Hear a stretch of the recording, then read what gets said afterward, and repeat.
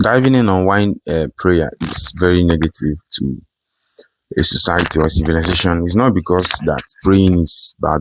No, no, praying is not bad. But when I was young, we do have this, talk.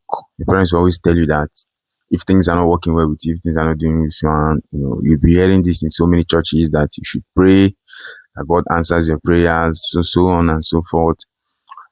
Now, the funny thing is not that God doesn't answer the prayers. It's just that we are not being told the truth. Prayer doesn't solve anything.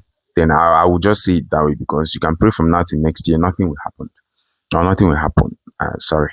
But you have to work, you have to actually put the work. You have to put the work. And discussing on how prayer actually affects or, shut down or reduces the growth of a civilization is what I'll be doing. And just stay tuned. Thank you.